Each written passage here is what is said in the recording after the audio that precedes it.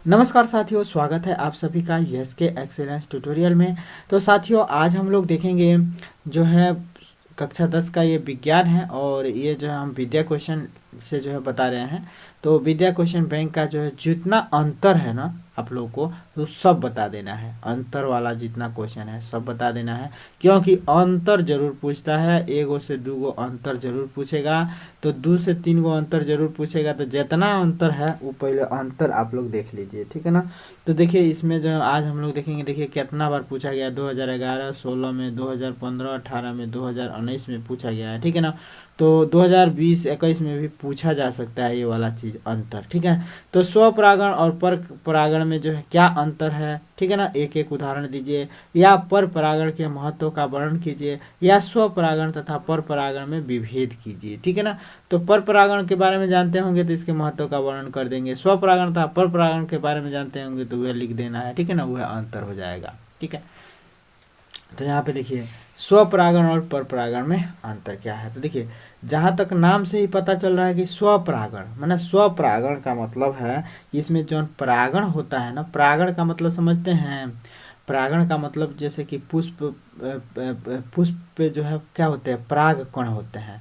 और ये पराग कण जो है दूसरे पुष्प के जो है क्या कहते हैं, वर्तिकाग्र पे पहुंचते हैं। इसी को परागण कहते हैं, ठीक है ना। परागण का मतलब पुष्प के जो है पराग कण किसी दूसरे पुष्प के वर्तिकाग्र पर जो है ये पहुंचते हैं, तो इसी को जो है हम लोग कहते हैं परागण, ठीक है ना। तो परागण स्वतः भी होता है और जो है दूसरों में भी होता है।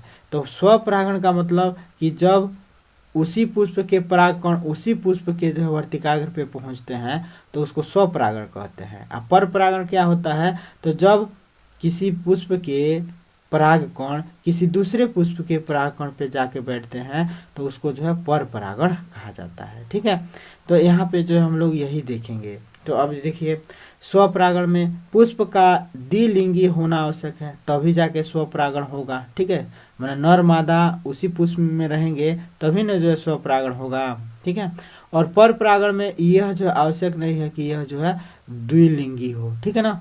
एक लिंगी रहेगा तो वो काम चल जाएगा, ठीक है भाई। परागकण क्या है आप लोग देख सकते हैं, किसी फूल को तोड़ते हैं तो हाथ में जो है छोटे छोटे कण जो है लग जाते हैं, ठीक है। यही पराग कण होते हैं, ठीक है दोस्तों।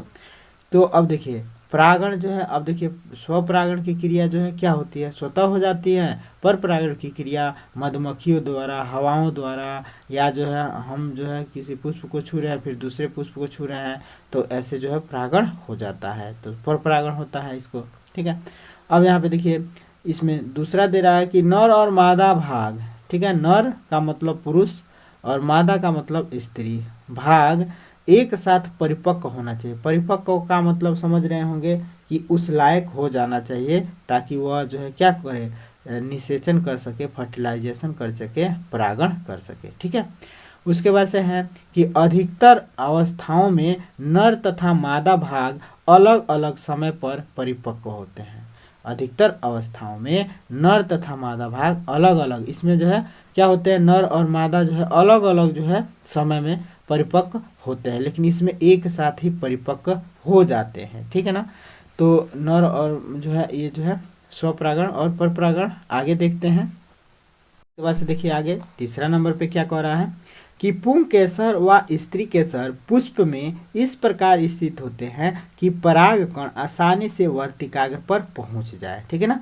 देखिए परागकण आसानी से वर्तिकाग्र पे पहुंच जाए, ठीक है ना। तो इसमें है कि अनेक बार पुंकेसर और जयांग भाग प्राय इस प्रकार व्यवस्थित होते हैं कि परागकण उसी पुष्प के वर्तिकाग्र पर नहीं पहुंच सके, ठीक है ना। इसमें उसी पुष्प के उसी वर्तिकाग्र पर नहीं पहुंचेंगे, ठीक है ना। ये अलग ही जो है किसी पुष्प से जो है पहुंच के और जो है क्या करेंगे, निषेचन करेंगे, ठीक है। चौथा नंबर पे है कि पुष्प प्रायः अनाकर्षक, छोटे, सुगंध रहित तथा मकरंद रहित होते हैं। किसमें, स्वपरागण में। स्वपरागण में जो है पुष्प थोड़ा अनाकर्षक होते हैं, आकर्षित नहीं होते हैं, आकर्षक नहीं होते हैं, ठीक है। और जिससे कि सुगंध रहित तथा मकरंद रहित होते हैं। सुगंध वगैरह भी इस टाइप के, जैसे सेमर के फूल में कौन सुगंध होता है, उतना आकर्षित होता है नहीं। और मकरंद रहित होता है। मकरंद का मतलब मधुमक्खी वगैरह इस पे कम बैठती हैं, ठीक है ना। इसमें मधुमक्खी वगैरह भी कम बैठती हैं। और जो पर परागण करते हैं वह सुगंधित होती है और गंध युक्त होते हैं, और ये पुष्प जो है होते हैं आकर्षक होते हैं, जैसे गुलाब वगैरह के फूल। ठीक है, इसके बाद से जो है देखिए पांचवा है कि कुछ पौधों के पुष्प बंद ही रह जाते हैं, कभी खुलते नहीं हैं, जैसे मटर वगैरह हैं। ठीक है ना, और सभी पुष्प इसमें जो है सब पुष्प खुलते हैं और अपने जो है जननांगों को जो है अनावरित जो है होने देते हैं। ठीक है ना, अनावरित होने देते हैं, मतलब खुल जाते हैं जननांग इसके, जैसे कि वर्तिकाग्र वगैरह जो है पराग कोष वगैरह सब खुला रहेगा अंडाशय वगैरह, तभी ना जो है उस पर जाके दूसरा जो है परागकण बैठेगा, जैसे कि गुलाब है। ठीक है ना, इसके बाद से एगो अंतर और देख लेते हैं, इहो अंतर बहुत इंपॉर्टेंट है। ठीक है ना, दो गो अंतर रोज जो है तैयार करेंगे ना तो सारा अंतर इसका तैयार हो जाएगा। ठीक है ना, तो पर डे जो है दो गो अंतर देखते जाइए, सारा अंतर तैयार हो जाएगा। ठीक है, अब हम लोग यहाँ पे देखेंगे, इसमें देखिए 2014, 16, 18 में पूछा गया है कि पौधों तथा जंतुओं के अलैंगिक और लैंगिक जनन में क्या अंतर है।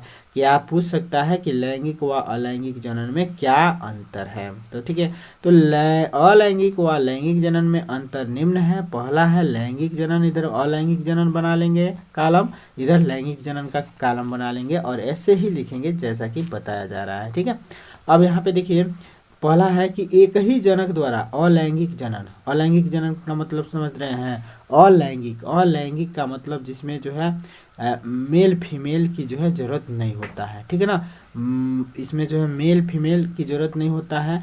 जो जीव होता है वह स्वतः ही जो है क्या होता है, दो भागों में बट जाता है स्वतः ही। इसमें जो है क्या जोड़े की आवश्यकता नहीं होती है। ठीक है ना, मेल पार्ट है तो वो स्वतः बट जाएगा, फीमेल पार्ट है तो वो स्वतः बट जाता है। ठीक है ना, दो भागों में जब उस लायक होता है। तो जैसे कि अमीबा है, तो अमीबा देखते हैं जब जो है उसको जो है जनन करना होगा ना, तो जनन करने का मतलब वो एक ऐसा स्टेज आता है कि स्वतः ही जो है दो भागों में बट जाते हैं। ठीक है, तो एक ही जनक द्वारा जो है संतान की उत्पत्ति होती है, इसमें जनक एक ही होता है। ठीक है, और लैंगिक जनन में क्या होता है, जैसे कि लैंगिक जनन में जो है जैसे कि मानव में जो है लैंगिक जनन होता है। ठीक है ना, जितने भी स्त्री पुरुष माने जैसे कि जनन, लैंगिक जनन जिसके पास लिंग है, लिंग का मतलब आप लोग समझ पा रहे होंगे कि जो है जैसे कि स्त्री के पास जौन सा लिंग है और पुरुष के पास जौन सा लिंग है। लिंग का मतलब जिससे हम जो है क्या करते हैं, लिंग का मतलब जो है जिससे हम जो है क्या करते हैं, अपने अपने युग्मों को जो है क्या करते हैं, छोड़ते हैं। ठीक है ना, तो और जिसके कारण जो है दोनों के युग्मक मिलते हैं और जो है निषेचन होता है, तो इसको जो है लिंग कहा जाता है। जैसे कि स्त्रीलिंग, पुरुष लिंग, लिंग है ना, माने भाई स्त्री के पास क्या कौन सा लिंग है, जनन लिंग है। माने लिंग का मतलब जो है उसके जो है जनन अंग से है संबंधित। ठीक है, तो यहाँ पे देखिए एक ही जनक द्वारा जो है संतान की उत्पत्ति इसमें हो जाती है। स्त्री पुरुष दो की जरूरत नहीं है। ठीक है, इसमें स्त्री पुरुष दोनों होना चाहिए तभी जो है लैंगिक जनन होगा। ठीक है ना, यहाँ पे देखिए युग्मकों की आवश्यकता नहीं होती, इसमें युग्मक बनेंगे ही नहीं, जब एक गो रहेगा तो क्या युग्मक बनेगा। अतः सभी विभाजन समसूत्री विभाजन ही हो जाता है। ठीक है, इसमें युग्मकों के निर्माण के लिए अर्धसूत्री जो है विभाजन होता है, आधा आधा जो है, जैसे कि स्त्री का अंडा और जो है पुरुष का शुक्राणु जो है मिलते हैं, तो अब इसका जो है आधा गुण और इसका आधा गुण जो है संतान में चला जाता है। स्त्री का आधा गुण और पुरुष का आधा गुण जो है संतान में चला जाता है। ठीक है, इसके बाद से निषेचन नहीं होता है। अब इसमें जब जब मान लीजिए युग्मक बनेगा नहीं, सेक्स होगा ही नहीं, तो निषेचन कहाँ से होगा। तो इसमें जो है सेक्स की आवश्यकता नहीं होती है, जो अलैंगिक होता है इसमें सेक्स करना पड़ता है ना, तभी जो है जनन लैंगिक जनन होता है। ठीक है, और युग्मकों का संलयन जिसे जो है प्रायः निषेचन कहते हैं होता है। अब इसमें जो है निषेचन होता है, मैंने अंडा और शुक्राणु मिलते हैं, एगो अंडा एगो शुक्राणु मिल के निषेचन कर लेते हैं, इसी को संलयन कहते हैं। ठीक है ना, इसको जब अंडा और शुक्राणु मिलेगा, स्त्री का अंडा और पुरुष का जो है शुक्राणु जब मिल जाते हैं सेक्स के दौरान, जो है पुरुष क्या करता है, जो है स्त्री के जो है योनि मार्ग में जो है क्या करता है, अपना शुक्राणु छोड़ देता है।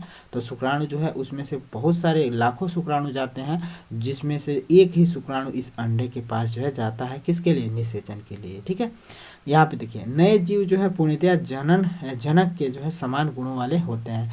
इसमें जो है नए जो जीव होते हैं एकदम 100% जैसा जो है एक अमीबा का जौन गुण होगा सारा का सारा जो है दूसरे अमीबा में भी जौन विखंडित होगा उसका आ जाएगा। और इसमें देखिए संतति के लक्षण में परिवर्तन पाया जाता है, उनमें दोनों जनकों के गुण जो है पाए जाते हैं। मैंने कुछ जो गुण नहीं बताए हैं कि आधा आधा जो है गुण जो है संतान में आ जाता है, ठीक है ना। तो आधा गुण स्त्री का, आधा गुण पुरुष का जो है उस संतान में आ जाते हैं, ठीक है। तो बस यही है, आप लोग जो है इसको जो है बढ़िया से समझ लीजिएगा और याद कर लीजिएगा, ठीक है। तो अंतर जो है जरूर पूछता है, तो अंतर देखते जाइए, पर डे आपको जो है अंतर का वीडियो मिलेगा, ठीक है। और इससे पहले जो भी अंतर हमने बताया है वीडियो के जो है लास्ट में एंड स्क्रीन में जो है आप लोग को दिखा देंगे, ठीक है। तो वहाँ से जो है आप लोग देख लीजिएगा। तो फिर मिलते हैं दोस्तों अगले वीडियो के साथ, तब तक के लिए दोस्तों जय हिंद।